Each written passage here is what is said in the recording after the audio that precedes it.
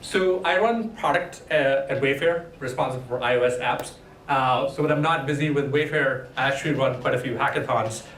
Most of them actually in this building at MIT Media Lab, dealing with AR, VR, arts, and whatnot. So Wayfair is a technology company. We heard Mike Festa present this morning about best practices related to creating 3D models. So as part of the mobile team, we have about 50 developers, native app developers on both iOS and Android. And our apps have been downloaded 10 million plus times. And our goal within the mobile team is to continue to come up with unique customer experiences that push the envelope of what's possible. So back in June, I believe, last year, when ARKit was announced by Apple, we knew we had the right skill sets, right 3D models to actually create an AR experience within our app. And we knew from the get-go we didn't want to build a gimmicky experience. We didn't want to build a standalone AR experience. We wanted to build an AR experience that kind of is part of the customer shopping experience. So within sort of about 6 to 7 weeks, a team of 4 to 5, including engineers, designers, testers, got together and they built this AR experience. So I'm actually going to give a quick demo so you guys can see what we built.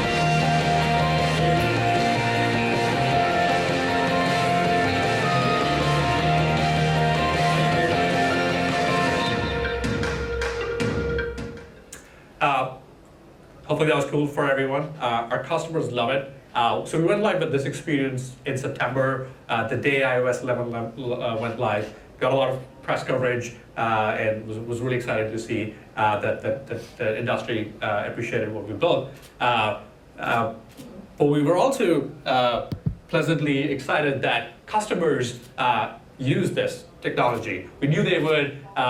The testimonials, the early testimonials are promising. So what we did was when we launched in September, we took a backseat. We wanted to sort of really analyze the numbers. We wanted to understand how customers will actually use AR within our mobile app features. And early data, customer testimonials have proven that there is a market for AR features within our mobile app. Our average consumers with their iPhone 6s, iPhone 7s, they're using this view room 3D feature to identify what is the right furniture in their space. The items look true to the scale. We have over 10,000 plus 3D models. The number continues to go up every day. I check in my system. So we're really excited about what we've built in about 6 weeks. And the leadership and the teams are super excited to kind of iterate over this experience. So we're gonna. I want to give like a quick overview of what's coming.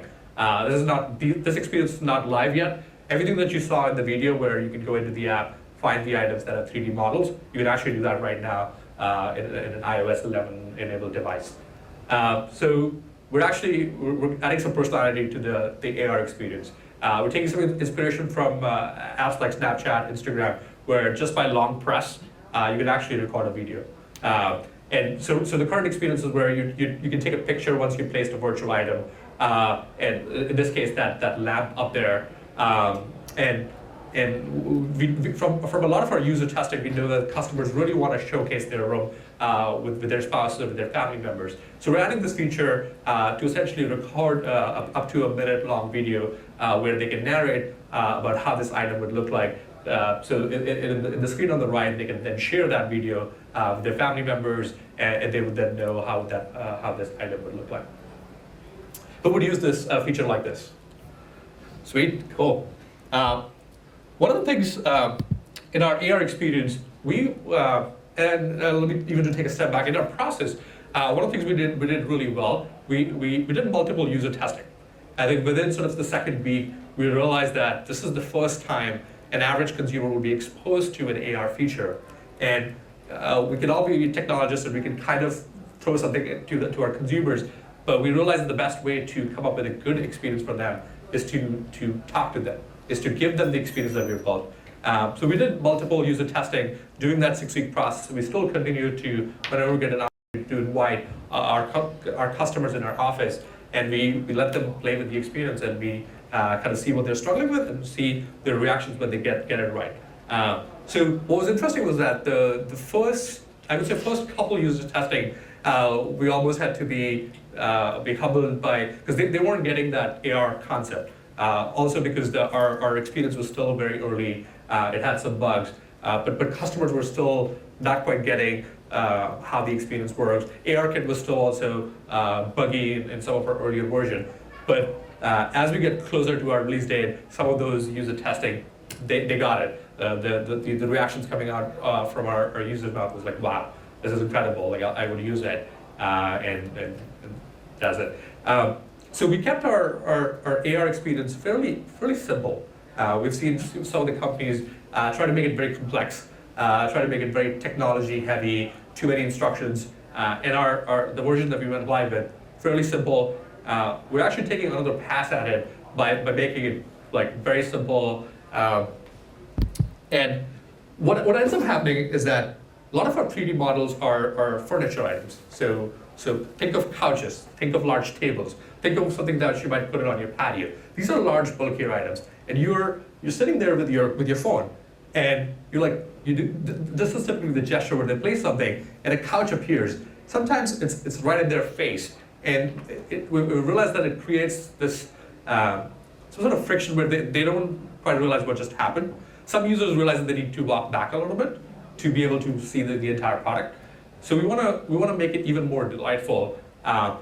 So the step in the AR experience is that once the plane has been detected, they have to tap on the screen and tell us where they want the item to go. So right now it's a fixed square product, fixed square rectangular square item. But in the next iteration, it would be relative to the size of the item that you're placing.